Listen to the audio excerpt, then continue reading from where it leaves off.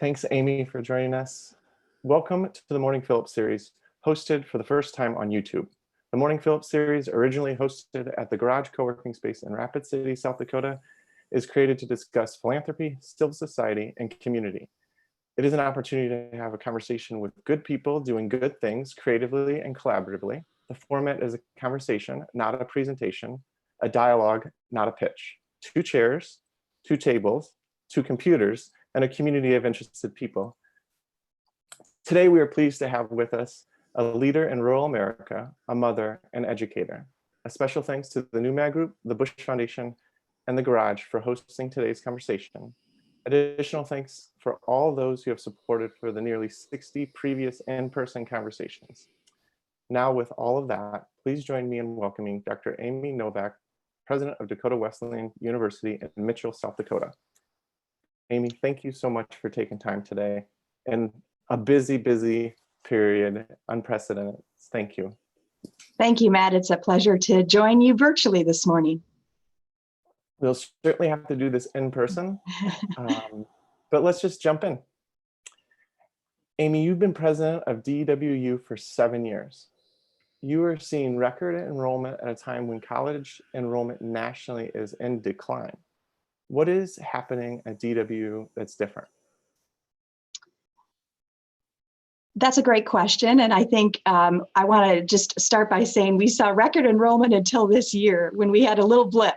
But I think if we were to look at the long trajectory of Dakota Wesleyan, since about 2005, we've been fortunate to double the size of our enrollment, which I think is a testament to the culture that exists on our campus. And as I reflect on my last 7 years in a leadership role here at Dakota Wesleyan, I think fundamentally that growth in enrollment and philanthropy and just sort of the critical indicators for small institutions has been due in large part to the buy-in of our faculty and staff to a vision and a mission to be the best college in rural America.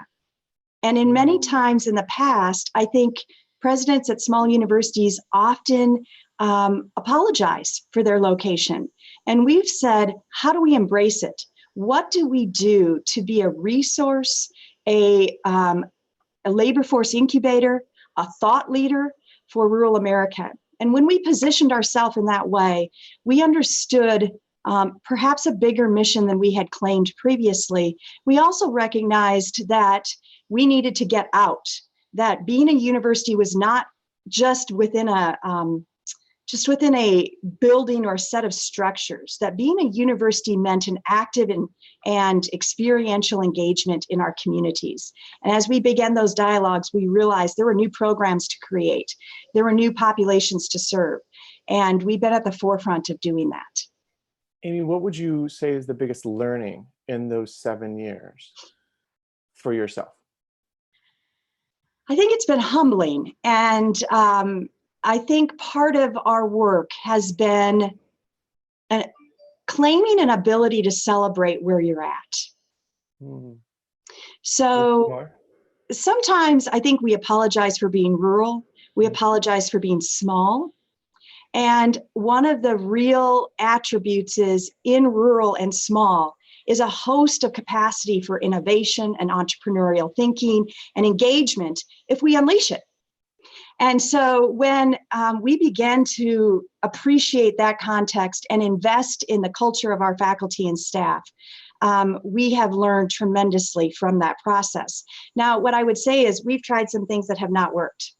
And we have failed. And we've created a culture, I think, at our institution where failure is possible and it's not looked down upon, and it can be something we learn from.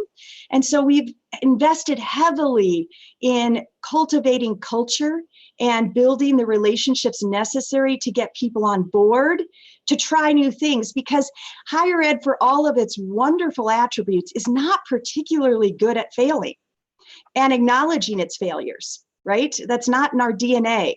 And so we sort of gave permission to the faculty to say, we're going to try some things. Some things may work. Others we're going to learn from, and others we won't do again. So, I mean, we've got lots to talk about this morning, but I can't not ask, what is a failure that stands out to you?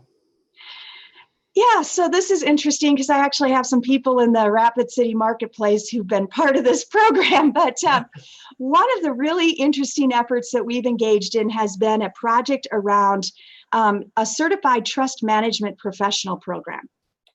Okay. Interesting. And we have $300 billion of trust assets in the state of South Dakota. And there are literally 2 universities in America, Dakota Wesleyan and one other place out on the East Coast, who have been certified to develop trust professionals. And we have worked tirelessly to get this program off the ground. And frankly, it just hasn't garnered a whole lot of traction. And so we've stepped back and realized that the fundamental struggle of the trust industry and higher education in the trust industry is that people don't know about the trust industry.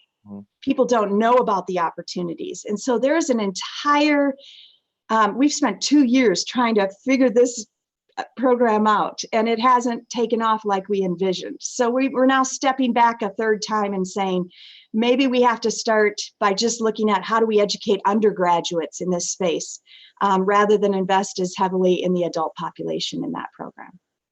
Thanks, Amy. And we'll get back to other learning, especially during this period of time of the national emergency and COVID-19. But before we do that, if we take a step back, leadership is something that is being talked about all over the country, all over the world at this time. And I have this very, very large question that I'd like to pose to you. And just when you think of leadership, what is it? Let me begin by saying I think leadership rests on a foundation. And the first investment has to be in the foundation of culture. Leaders in a toxic culture are rarely successful.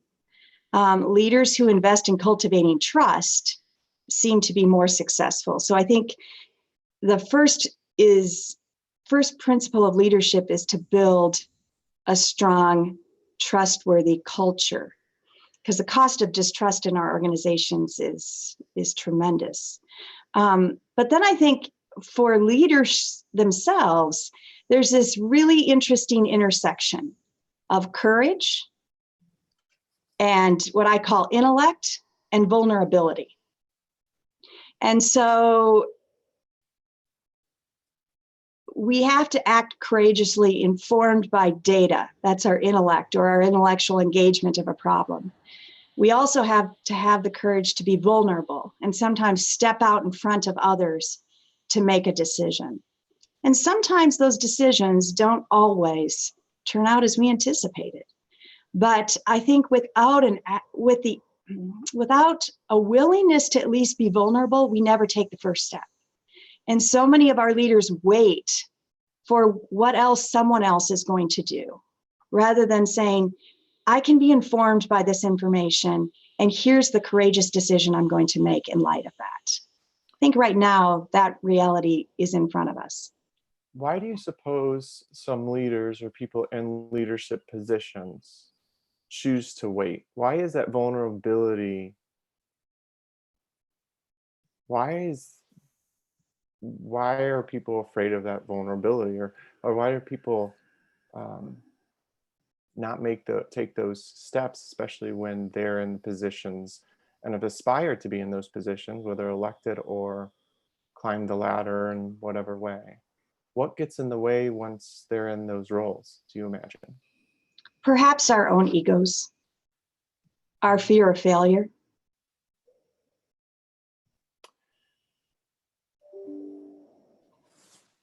Where have you seen great leadership in the last decade? I think there's, right now I can look at the city of Sioux Falls and watch the mayor there and really see someone who's giving vision and direction and guidance and motivation to a population that's kind of trying to pull itself together and say, how do we unite around one Sioux Falls? I think Paul's done some nice work in that space.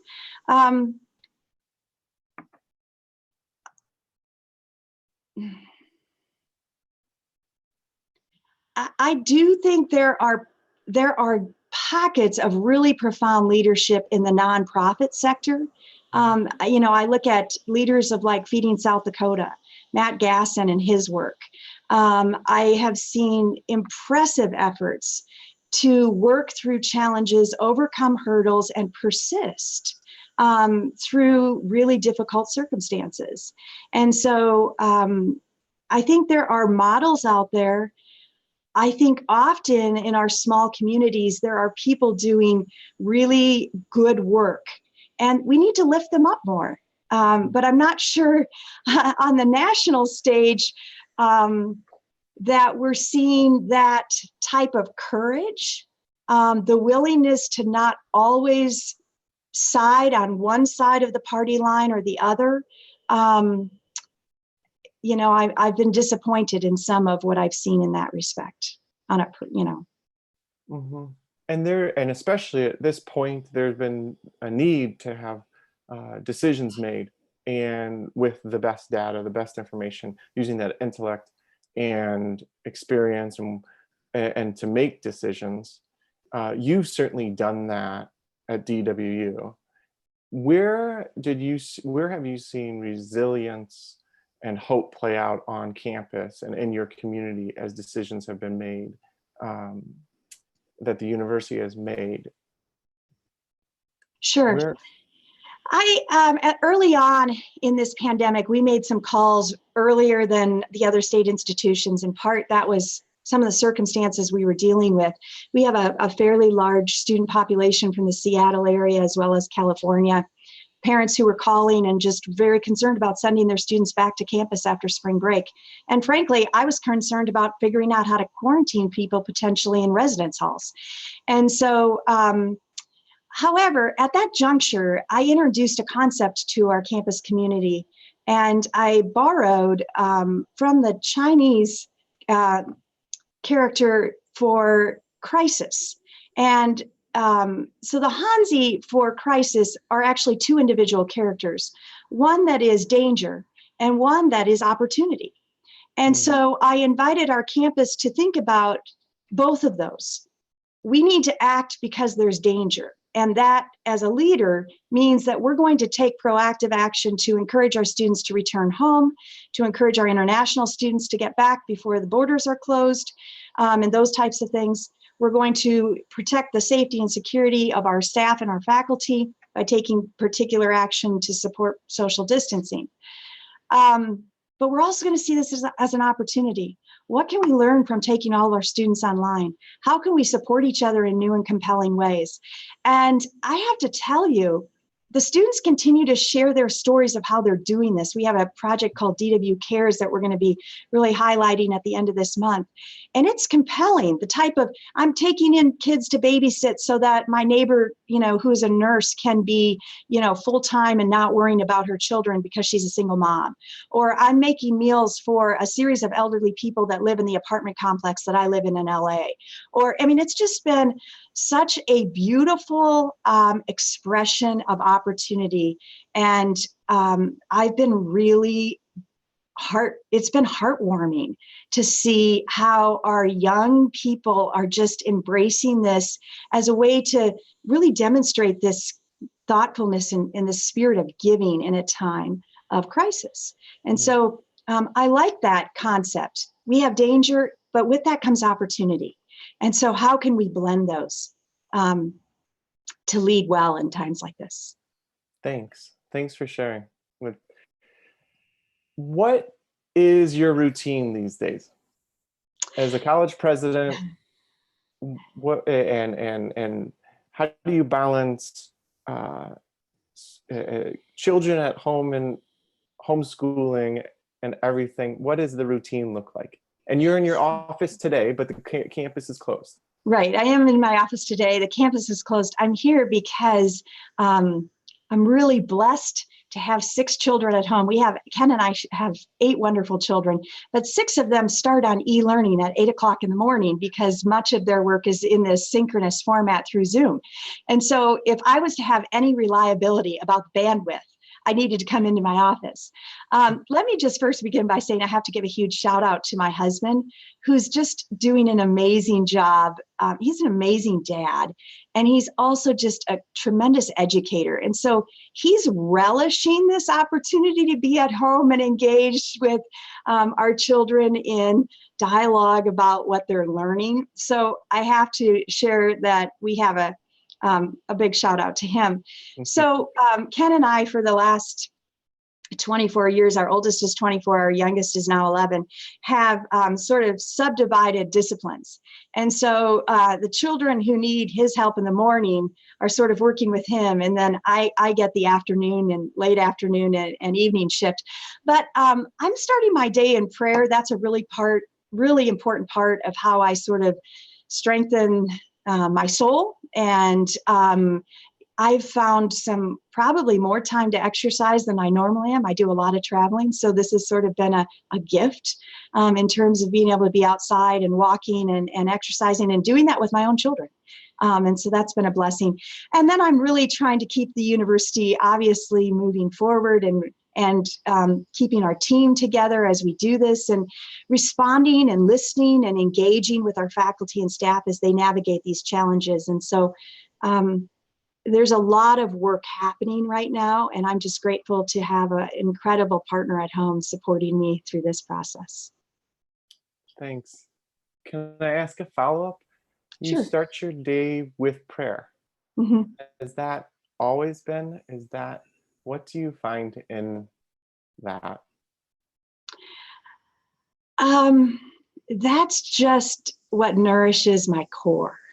I think when we can ground ourselves in something bigger than ourselves, it just keeps us going. And so it's a meditative act for me. Frankly, there have been some wonderful new apps developed during this time that I've tapped into recently, and I've drawn a lot of strength from. But for me, that's just the way I have to start. And it just provides a sense of calm and grounding and balance for me, and perspective. All of this work is bigger than each of us. And it just helps me maintain a sense of mindfulness about that, and a sense of calm, I think, as people are coming at you with a host of concerns. Thanks. During times of trial and uncertainty, it seems truth or self-awareness has the potential of revealing itself. At this time, what is becoming clear about our society or country for you? I have been pleasantly surprised by really how compliant people have been and how community-minded people have been. And I know we have, deviant behavior in various places, but I think for the most part, I've been impressed by the levels of which how governors have led, how various states, how municipalities have led, and really had the courage to take action to protect their citizens. And so I have been very pleased by that. I also don't think we're going to ever go back to what once was. We will come from this with a different mindset about a lot of things. And I think there might be a recalibration of how we prioritize things, of what garners our attention. But I think it has called us to be mindful and appreciative of things we maybe took for granted. I certainly appreciate, I work in a place where education is at the heart of what I do, but I certainly appreciate elementary teachers even more. I do think we will come through this with mindfulness as well about the global nature of our economy, of our work, right?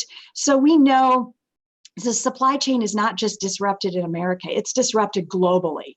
And we now understand even more profoundly how interconnected we are. And so perhaps that will call us to a higher level of global responsibility on bigger issues like climate change, or on issues that relate to the global world in which we live. There's a book out by an Irish economist called The Leveling, and he really talks about this need to understand how various regions of the world will need to work and collaborate in new and compelling models that go beyond just the traditional nation state to really achieve some of the challenges that lie before us. Whether it's in public health, climate, a host of other things, I think this will be important. Do you see that? Do you see in the new normal as we make our way through COVID-19, a leveling of sorts, and do you see our society turn the dial a bit on the understanding how important elementary school teachers are? Can you see that happen? And if so, what other things do you see in our country change or our state change? I'm going to be hopeful that that happens. Okay. Great. That's a great answer. I'm going to be hopeful that we don't have short-term memory, that we collectively mark this point and say, what is it we need to do to better invest in scientific research for the health and well-being of our world? What is it that we need to do to examine strategies around climate? What is it that we need to do to better value educators? I think that this is a time in which we're gifted with the reality of perhaps recognizing that we are not necessarily as equipped as we thought we might have been to handle these kinds of challenges. And so I'm hopeful that people will come together to say, let's be preventative. Let's not just react, let's be proactive as we move forward. And let's build stronger communities, and let's value those types of services, the healthcare professions, the teachers, the EMTs, the fire and police, in ways that perhaps we haven't valued in the way that they ought to be. And so I'm going to be hopeful about that, Matt. Amy, do you see the university experience going back to the way it was? Do you see the students coming back, faculty, staff, coming back to campus, and is the higher education experience going to be ever be the same? What will we see different? Well, hopefully the nature of learning is that we're constantly learning, and that what we did last year, we don't do the next year, right? So I'd like to think that we're constantly rolling forward in higher ed. I definitely believe we will come back different. We will be much more thoughtful. I want to distinguish from what I'd call going online with a traditional model of how you deliver a class experience and actually practicing really good digital pedagogy. And I think there's a difference. And so I think that,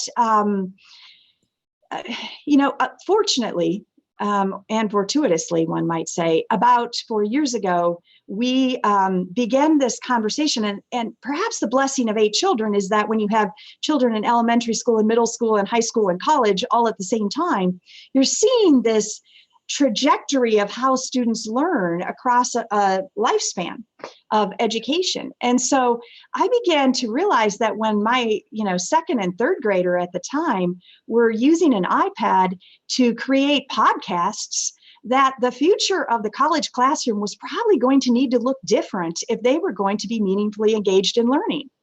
And there was a number of research publications out on cognitive learning that began to really question, is the retention in a typical lecture, which we gauge it to be about 20%, is that really the benchmark we want to achieve as higher educational institutions in saying that's engaged learning? And so we began a partnership. We were one of 5 schools: Ohio State, Seton Hall, Lynn University in Florida, Maryville in St. Louis, and Dakota Wesleyan, to educate our faculty on new approaches to student learning that would be strengthened by digital pedagogy. So how do we engage more than one type of learner in the classroom? How do we recognize the variety of learning styles? How do we present content? How do we facilitate learning so that people are owning what they want to learn and encouraged to own that? How are they experiencing learning? And these really strong efforts at the professional development of our faculty and staff, I think, have yielded incredibly positive outcomes as our faculty have transitioned to online learning, because it's not just relying on a Zoom call to deliver a traditional lecture. It is a very different approach to encouraging students to engage with content. I think all institutions will begin to look differently as we move forward at that particular aspect of learning. Amy, is there a favorite story or something that stands out from one of the faculty members, how they're using technology to connect and continue to carry forward with their lectures or their lessons? Well, we hosted a virtual choir practice, which was pretty interesting. But there's also been some really interesting work in the chemistry and biochemistry areas, utilizing technology to create labs or utilizing natural ingredients that people could obtain in their own backyards to do some things that I think were equally compelling in conveying some of the content. Now, I'm not suggesting that fourth-year biochemists can go to their backyard and necessarily have this powerful, engaged learning experience, but I am suggesting that it was powerful for students to, begin to think about how to do this in a different format. How could they themselves create an environment for learning and experimentation? And so there were some really interesting projects that emerged from some of that. So it's been fun to see the different approaches that people have used. Neat. And if I was in the choir class, people would find the mute button quickly.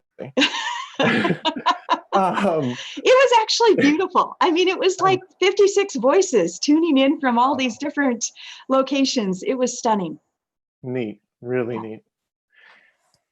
What are you reading these days? So I bend toward nonfiction. So that's a little bit of my bias and has been since I've been a young child. So I had to sort of set it aside, though, because the topic, it may feel a little bit heavy right now, but Angus Deaton and Ann Case are two economists out at Princeton, and they have a new book out called Deaths of Despair, and it's looking at the white working class. And as we do some of our work in rural America, one of the challenges that we've really begun to encounter is, how do we begin to lift up those people who haven't had access to education, haven't ever been able to leave their rural community? How can we equip them to be stronger contributing members of their communities? And their book offers some really powerful insight, I think, into what's happening to that sector of the population. It's very thoughtful and very well done. I also just finished Colin Woodward's book called A History of America. Let's see here. It's called American Nations. It's called American Nation, and it's Colin Woodward, and it looks at the 11, what he calls, different ethnographic patterns that sort of shaped the founding of our country, and how that ethos still permeates voting patterns, permeates sort of cultural norms, might explain why different states have acted differently in this pandemic and the response of the general public in various parts of the country. It's a fascinating read. So it's called American Nations. Colin Woodward is the author. It offered some really compelling insight for me that I'm kind of I enjoy regional ethnography, so that was sort of a fun thing. But lately I've also sort of stepped into fiction.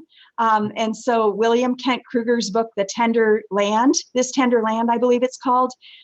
He's just a fabulous lyrical writer, very uplifting, a great story about these young boys in Minnesota in a sort of foster home setting, really well done. And then last night I finished The Book Woman of Troublesome Creek.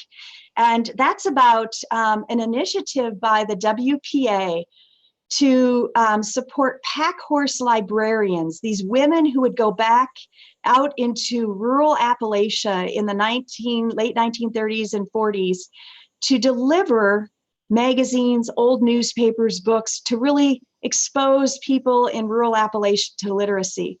And it's a fictional story, but it's at that time period, and it's just a delightful read about that time and that particular program. Thanks for sharing that. If you weren't a college president today, what do you imagine you would be doing? Well, I did 11 different jobs before I stepped into education. So what were the highlights? My husband was in the military, so we were moving all the time. And all of those positions really gave me a wonderful lens to look at higher ed from.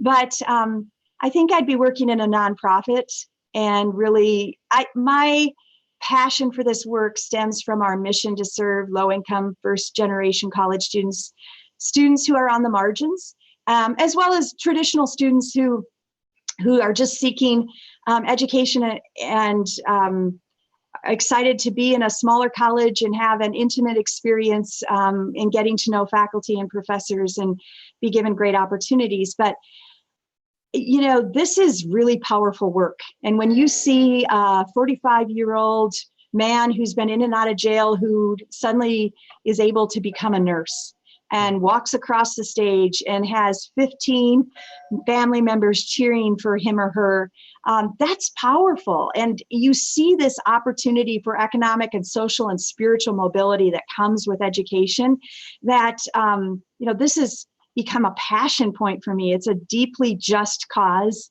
and something that I feel very strongly about. So I think I'd have to work in some sort of nonprofit environment where we'd have the capacity to sort of be impacting lives in the way that education has enabled me to do that. What's the best piece of advice that you've been given? My grandfather on my mother's side always said, you need to have a hog farm in your back pocket. And he grew up in rural Minnesota, and they weren't extremely wealthy farmers. But his point was, you always have to believe that you have something else you can do. And you always have to have a sense of that something may change dramatically one day, and you need to be able to pick yourself up and engage in something new the next. And so I think part of my lack of fear about risk taking and trying new things and is been deeply embedded by, on the one hand, a side of the family that's been highly entrepreneurial, and on the other, one that was deeply spiritual. And it was just like, God's along with you for the journey. And, you know, have a plan, but be open to whatever door opens, and realize that the next day new doors may open for you, and you'll figure this out. And so I think that's something I'm always mindful of. We're going to try some things, and we have a hog farm in our back pocket to go to the next strategy if it doesn't work. So. And is there a different piece of advice that you've given that comes to mind? I think I have a privilege to speak, well, this year, not so much, although I'm doing it virtually. I try and meet with all of our seniors as they're graduating. And this takes a tremendous amount of time, but it's such a powerful learning experience. It's my quality control check, among other things. But Amy, how many graduates? So we could have anywhere between 250 and 300 graduates a year. Wow. So, I mean, it takes me a full year to sort of engage in those kinds of conversations. and I get to probably 80 to 85% of them. But I always say to our students, make sure you take time to fill your own well. And by that, I mean, make sure you're nourishing your soul, okay? And make sure that that part of you is never in fourth or fifth place for attention. And I always encourage them to keep their doors open, because sometimes I think, especially for our students, they have a mindset about what they're going to do. And I tell them, I've traded commodities, I've worked with mentally ill women, I have, spent time in nonprofits serving new immigrants, I have sold IT equipment, okay? It runs the gamut here. And I've taken something from all of those experiences. So doors will open, you will be exposed to new opportunities, seize them. Seize them. Don't be fearful. You've been president for 7 years at a time when the average president tenure is, I believe, under 4 years. What's been behind that? Why have you stayed in one place for 7 years and not moved like so many other presidents? What is it about South Dakota? What is it about Mitchell? What is it about DWU? I have a deep passion for our mission and for what we do at Wesleyan. And I think when you invest in people and relationships, you want to see where that can take you. One of the symbols at the founding of Dakota Wesleyan, it was on the yearbooks. We had these as special centerpieces at dinners, was the tumbleweed. And in our alma mater, the last line of the alma mater is, who doesn't love the spot where the tumbleweed grows? Okay. If we dissect the tumbleweed just a little bit, the tumbleweed was a seed brought over from Russia in the flax bags of our Russian immigrants. And so it's an immigrant seed, right? And as an institution, we're still reaching out to new immigrants, to new Americans that have landed in this state and beyond, and welcoming and opening our doors to them. The tumbleweed, my grandparents would shudder that I'm lifting this up, but the tumbleweed is also a really unique seed when it's planted. When it plants and blooms, it looks a little bit like a crocus, but it actually has to grow fairly big, and then it dies. And at its death is when it actually can sprout its seeds. And so when I think about that as a metaphor for leadership, we have to let go of our own egos so that that tumbleweed can break off and begin tumbling. And as it tumbles, it runs into obstacles and barbed wire, and it battles to get over fences, and it bounces along, and it gathers other debris and bugs and insects and branches within it. And when I think about Wesleyan, that's who we are. We're gathering people who have been left outside on the margins. We have partnered with business and industry in rural America to make something more powerful than what they envisioned. We are giving up our old vision of ourselves. We're letting go of our own egos in service to a greater calling to strengthen and create vibrancy in rural America today and across the Great Plains in our region. And I think that metaphor, when I know they had the tumbleweed dances and they had the tumbleweed yearbook and we sing the tumbleweed song, it is a constant motivator for me to stick with it and to see what we can do to make small private higher education in the heart of rural America a model for what can be done to strengthen the Great Plains in our region. And that vision, that motivation, is just, I think, too compelling to step away from. So, Amy, thank you for taking the time to have this conversation this morning. I truly appreciate your words and all that you shared. At this time, due to COVID-19, we are unable to share a gift with you from Black Hills Work Susie Kappa Art Center.